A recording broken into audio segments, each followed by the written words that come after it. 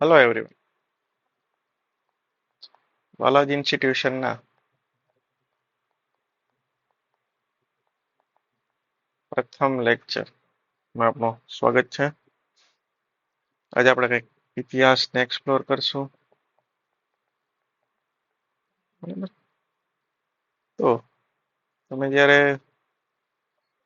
Competitive એક્ઝામની તૈયારી શરૂ કરો એટલે જે બેઝિક બુક્સ તમારે જે ફોલો કરવાની હોય, એનસીઆરટી, જીસીઆરટી, અને પછી તમે આ બધું કવર કરી લ્યો પછી તમારા મટીરિયલ્સ જે હોય એ તમારે ફોલો કરવાનું થાય. તો આજે આપણે એનસીઆરટીનું એક સરસ મજાનું જે હિસ્ટ્રીનું ચેપ્ટર છે, ગુપ્ત યુગ અને અન્ય શાસકો, એના વિશે માહિતી મેળવશું.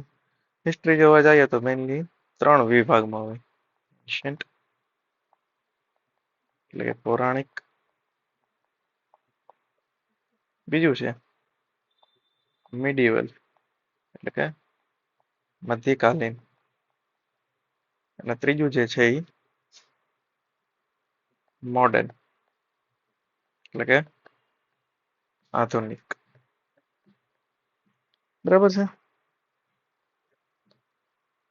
તો આજે આપણે જે મધ્યકાલીન ઇતિહાસનો ભાગ જે છે, ગુપ્ત શાસક, એના વિશે આપણે થોડીક માહિતી મેળવશું. પ્યોર એનસીઆરટી એટલે કંઈ મિસ્ટેક્સ તો એનસીઆરટી ક્યારેક ક્યારેક કરી લઈએ, પણ કહેવાનો મિનિંગ એવો છે કે પ્યોર એનસીઆરટી આપણે ફોલો કરવાની હોય પહેલા.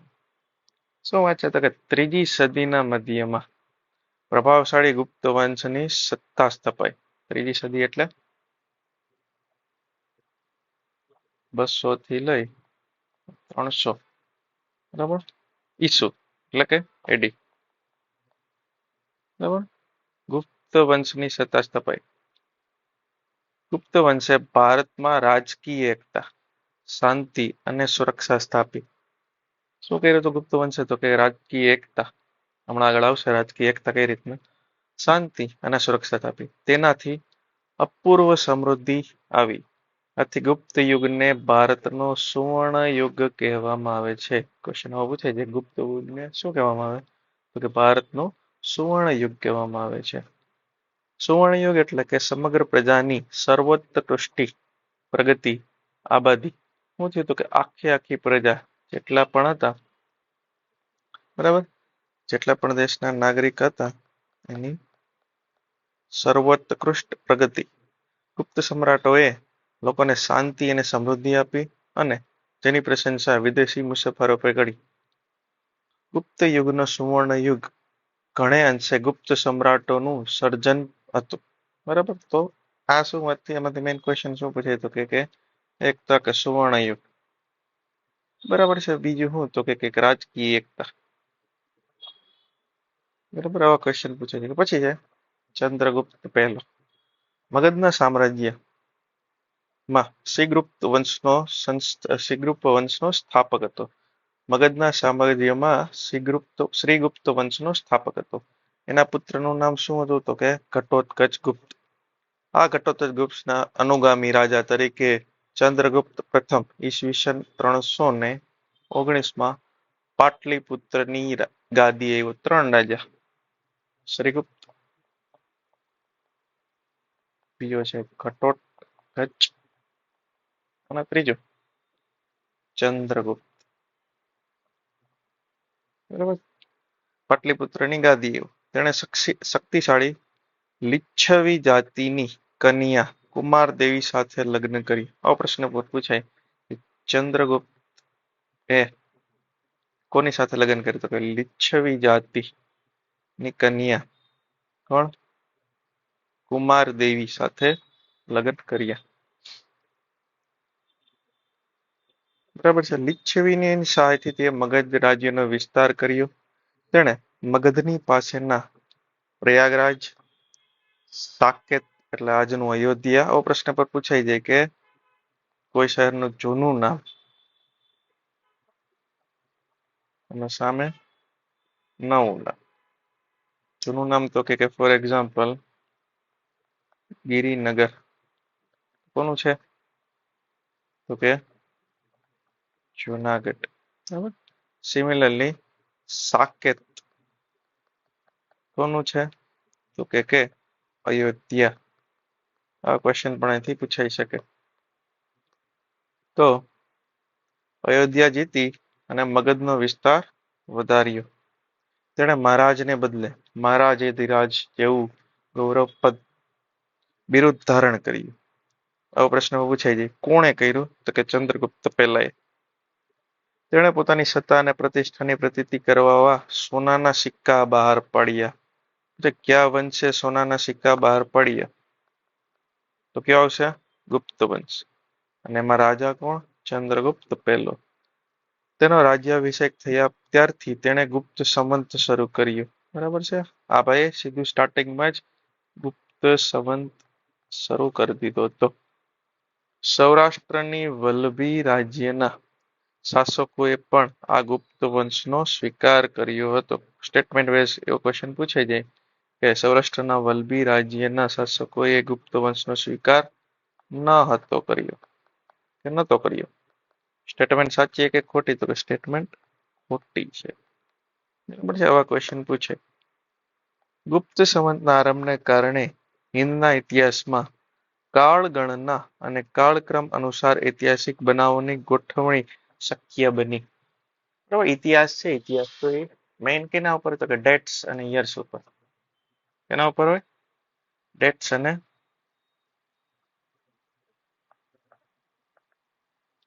યર્સ ઉપર, તારીખ અને વર્ષ. તો ક્યારથી ચાલુ થયું? તો કે ગુપ્ત સામ્રાજ્યથી કાળગણના અને કાળક્રમ ની ગોઠવણી શક્ય બની. પછી આવે છે ભાઈ કોણ રાજા? તો કે સમ્રાટ સમુદ્રગુપ્ત.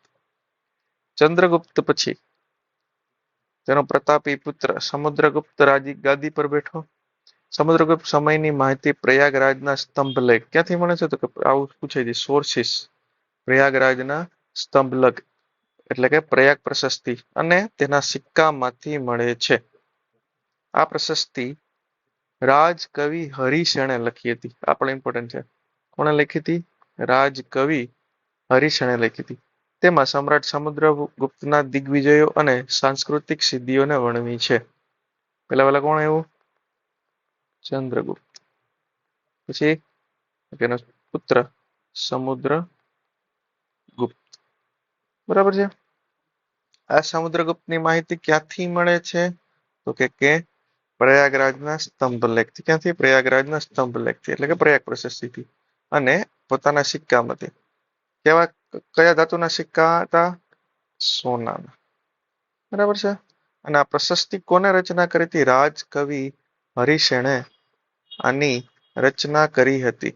રાજકવિ હરિસેણે આની રચના કરી હતી. નેક્સ્ટ છે. તેમાં સમ્રાટ સમુદ્રગુપ્તના દિગ્વિજયો અને સાંસ્કૃતિક સિદ્ધિઓ વર્ણવી.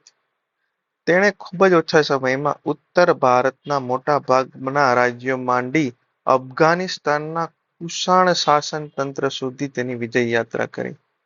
અહીંયા આગળ ક્યાંક મેપ આવશે. ત્યાં સુધી અફઘાનિસ્તાનનું કુષાણ, આની આગળ અફઘાનિસ્તાનના કુષાણ સુધી ભાઈ પહોંચી ગયો. કોણ? સમુદ્રગુપ્ત. દક્ષિણમાં લગભગ 12 જેટલા રાજાઓને હરાવ્યા.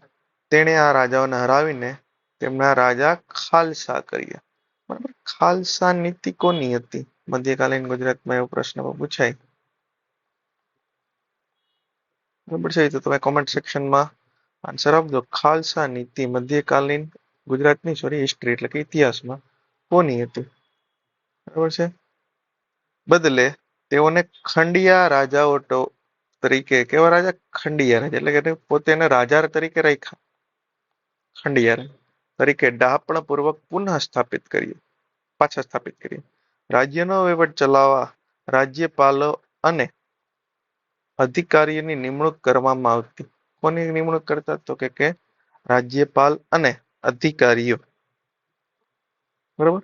સમુદ્રગુપ્ત મહાન વિજેતા અને સંસ્કારી સમ્રાટ હતો. તેની સાહિત્યિક સિદ્ધિઓ તથા ચારિત્ર્ય પર નોંધપાત્ર હતા. તેણે અનેક કાવ્યની રચના કરી હતી અને કવિરાજનું બિરુદ મેળવ્યું હતું. સમુદ્રગુપ્તે કોનું? કવિરાજનું બિરુદ મેળવ્યું હતું. કમનસીબે એનું આજે એક પણ કાવ્ય મળતું નથી. કાવ્ય કઈ નથી મળતું. અને ભાઈએ કવિરાજનું બિરુદ મેળવ્યું હતું. એક સિક્કામાં સમુદ્રગુપ્તને વીણા વગાડતો પણ દર્શાવવામાં આવ્યો છે. જેથી હું બતાવે છે ભાઈનો સંગીત પ્રત્યેનો પ્રેમ દર્શાવવામાં આવ્યો છે. તેના શાસનકાળ દરમિયાન અનેક મંદિરો, બૌદ્ધ વિહારો અને જૈન ઉપાશ્રયો બંધાયા હતા.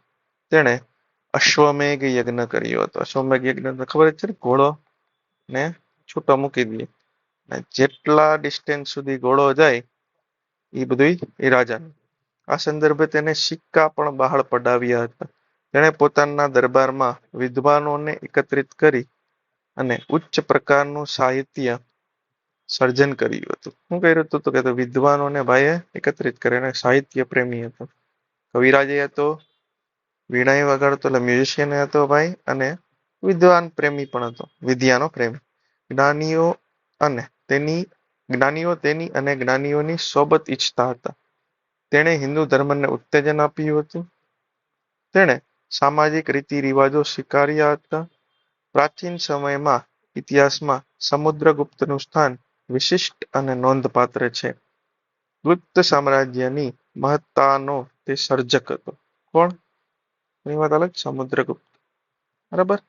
આ ગુપ્ત સમય શાસનના સિક્કા, ગોલ્ડ, પ્યોર ગોલ્ડ. બરાબર. સમુદ્રગુપ્ત બીજો, જેનું નામ બીજું શું હતું? વિક્રમાદિત્ય. સમુદ્રગુપ્તનું અવસાન થયું પછી ચંદ્રગુપ્ત બીજો બોલ્યો, બરાબર. ચંદ્રગુપ્ત, જેનું નામ બીજું શું હતું? વિક્રમાદિત્ય. સમુદ્રગુપ્તનું અવસાન થયું, એટલે કે એના પિતાનું. પછી ચંદ્રગુપ્ત બીજો ગાદી પર આવ્યો. તેણે પિતાને વારસામાં આપેલા વિશાળ સામ્રાજ્યને સફળતાપૂર્વક સાચવી રાખ્યું. એટલે જેટલું એનો જે એરિયા હતો અફઘાનિસ્તાન સુધીનો, આખો એરિયા, અને દક્ષિણમાં કેટલા રાજાઓ ત્યાં રહેતા? 12 રાજા. એ બધું ભાઈએ સાચવીને રાખ્યું અને કેટલાક વિજયો મેળવીને સામ્રાજ્યનો વિસ્તાર પણ કર્યો. ચંદ્રગુપ્ત બીજો ગુપ્ત વંશનો સૌથી પ્રતિભાશાળી શાસક હતો. તેણે સામ્રાજ્યની સરહદો શક રાજ્ય સુધી વિસ્તરેલી હતી. ક્યાં સુધી? શક રાજ્ય સુધી વિસ્તરેલી હતી. શક રાજ્ય ક્યાં શાસન કરતા? એ કોમેન્ટ બોક્સમાં જણાવો. તેણે ગુજરાત ઉપર હુમલો કરી સક્ષત્રપ વંશના રાજ્યનો અંત આણ્યો. આન્સર કદાચ મળી ગયો છે તોય કમેન્ટ કરજો કે ગુજરાત ઉપર હુમલો કરીને સક્ષત્રપ વંશના રાજ્યનો અંત આણ્યો. આ વિજયની યાદમાં તેણે શિકારી, કયું બિરુદ? શકારી, સોરી શિકારી નહીં, સકારી બિરુદ ધારણ કર્યું અને તે વિક્રમાદિત્ય પણ કહેવાયું. આ ભાઈ શું કહેવાયું? વિક્રમાદિત્ય પણ કહેવાયું. કોણ? કોની વાત આલે છે? ચંદ્રગુપ્ત બીજો, એટલે કે વિક્રમાદિત્ય. તેણે 300 વર્ષથી પગદંડો જમાવીને બેઠેલા ક્ષત્રપોને હાંકી કાઢ્યા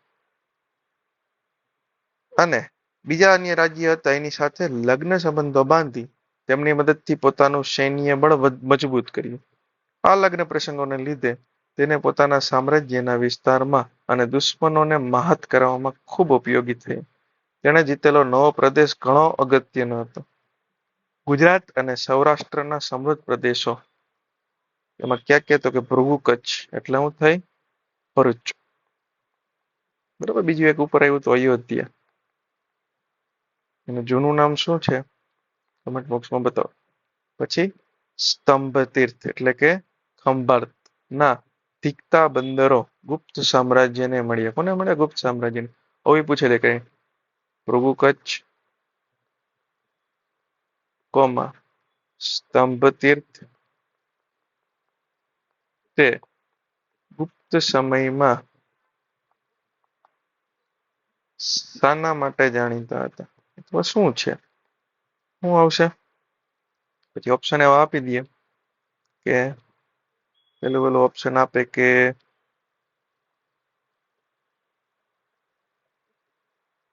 ઔદ્યોગિક શહેરો,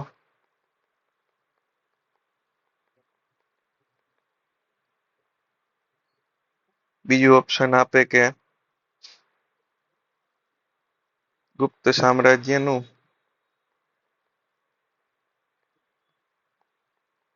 રાજધાની, ત્રીજું ઓપ્શન આપે કે બંદર, ચોથું ઓપ્શન આપે કે એક પણ નહીં.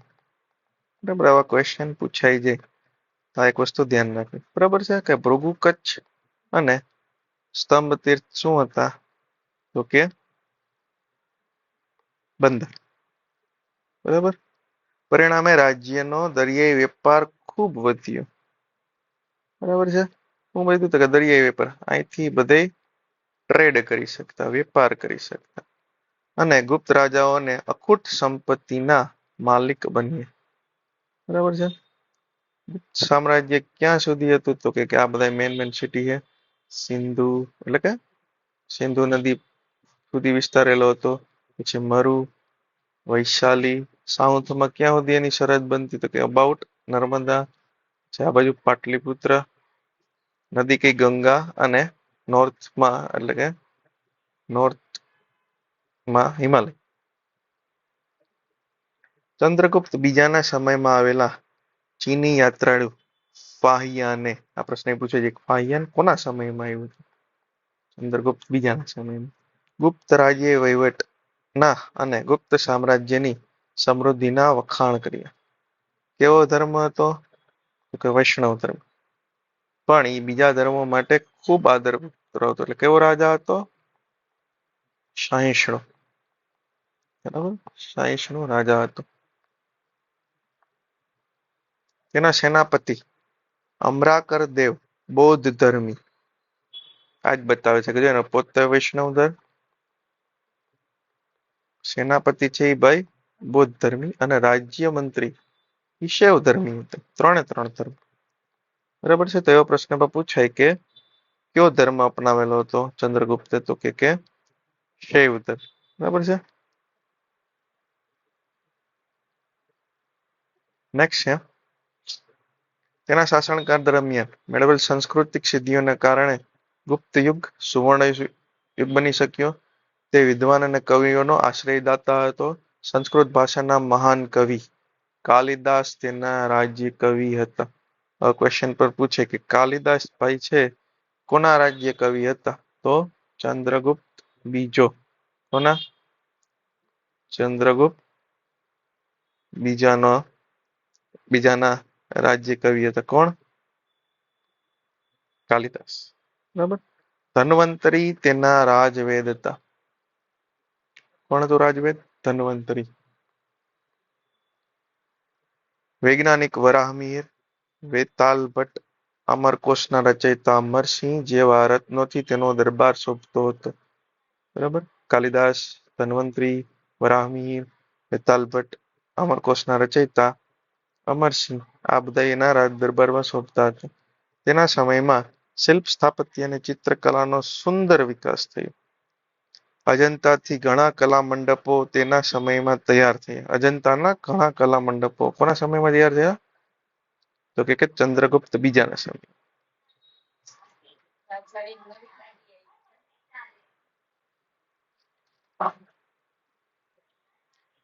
તેણે રાજધાની પાટલીપુત્રમાં અનેક બૌદ્ધ મઠો બંધાવ્યા. ક્યાં બૌદ્ધ મઠો બંધાવ્યા? જો પોતે હતો કયો ધર્મી? વૈષ્ણવ ધર્મી, પણ પાટલીપુત્રમાં એને બૌદ્ધ મઠ બંધાવ્યો. દિલ્હી પાસે મેહરૌલી લોહસ્તંભ તેના સમયનો સ્થાપત્ય છે. મેહરૌલીનો જે દિલ્હીમાં લોહસ્તંભ છે એ તેના સમયમાં જ સ્થપાયો. તેને સદીઓ સુધી તાપ અને વરસાદમાં રહેવા છતાં કાટ લાગ્યો નથી. બરાબર. આપણે ઘરની જારી હોય તો કાટ લાગી જાય 6 મહિનામાં. એટલા વર્ષો થયા, સદીઓ થયા હે તો એને કાટ લાગેલો નથી. મેહરૌલી સ્તંભ કયા વંશ સાથે સંકળાયેલો છે એવો પ્રશ્ન પૂછાય તો શું આવશે? ગુપ્ત વંશ. બરાબર. તેણે પાટલીપુત્ર ઉપરાંત ઉજ્જૈનને બીજી રાજધાની બનાવી. આ પ્રશ્ન પૂછાઈ જાય. કોણે બનાવી? ચંદ્રગુપ્ત બીજાએ. ચંદ્રગુપ્ત બીજાએ. તેને રાજ્યને જુદા જુદા વહીવટી એકમોમાં સુવ્યવસ્થિત વહીવટ ચલાવવા માટે વેચી દીધા. લગભગ ઈસવીસન 414માં મહાન સમ્રાટ ચંદ્રગુપ્ત વિક્રમાદિત્યનું અવસાન થયું. નેક્સ્ટ છે ગુપ્ત સામ્રાજ્યનો અંત. જે વસ્તુનું સ્ટાર્ટિંગ છે નું કંઈક એન્ડ હશે એ કંઈક સ્ટાર્ટિંગ હશે. ચંદ્રગુપ્ત બીજાના અવસાન પછી તેનો પ્રતાપી પુત્ર કોણ આવ્યો તો કે કુમારગુપ્ત પહેલો રાજગાદી પર આવ્યો. એના સમયમાં નાલંદાની પ્રસિદ્ધ બૌદ્ધ વિદ્યાપીઠની અને અજંતાની કેટલીક ગુફાઓ તેના સમયમાં તૈયાર થઈ. પ્રશ્ન પૂછાય છે કે નાલંદાની બૌદ્ધ ગુફાઓ સોરી નાલંદાની બૌદ્ધ વિદ્યાપીઠ કોના સમયમાં તો કુમારગુપ્ત પ્રથમ અને અજંતાની ગુફાઓ તૈયાર થઈ કોના સમયમાં કુમારગુપ્ત પહેલો. એના અવસાન પછી તેનો પુત્ર વીરપુત્ર સ્કંદગુપ્ત ગાદી પર બેઠો. કોણ બેઠું તો કે વીરપુત્ર સ્કંદગુપ્ત. સ્કંદગુપ્ત પછી નિર્મળ શાસકો ઝનૂની અને શક્તિશાળી હુણ. હુણ એક જાતિ હતી. હવે જો તમે અહીંયા જોશો ને તો આ ફ્રન્ટ જે છે ને આપણું એ ઓપન છે. અહીંથી શું થશે હુમલા. આ બધું તો શું આવ્યું હિમાલય એટલે હુમલા અહીંથી ન થાય. આ આખું એવું છે ઓપન એટલે અહીંથી કોનો હુમલો છે તો હુણોનો.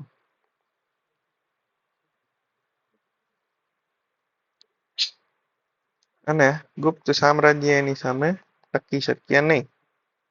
બરાબર. ઈસવીસન 550 સુધીમાં તે છિન્ન ભિન્ન થઈ ગયું. હવે આ સમયમાં શાસન વ્યવસ્થા કેવી હતી તો ક્યાંથી એના વિશે માહિતી મળે તો અભિલેખો સ્મૃતિઓ અને પુરાણોમાંથી માહિતી મળે છે. એના પ્રમાણે શાસન તંત્ર કેવું હતું તો કે કેન્દ્રીય. બરાબર છે. સંઘવાદ નતો, ફેડરલિઝમ નતું. બરાબર. પછી બીજું શું હતું તો કે પ્રાંતીય અને સ્થાનિક. કેન્દ્રીય, પ્રાંતીય અને સ્થાનિક એટલે કે કેન્દ્રમાં એક સરકાર, પછી પ્રાંત એની નીચે, પ્રાંત એટલે રાજ્ય, હાવ નીચે સ્થાનિક. પણ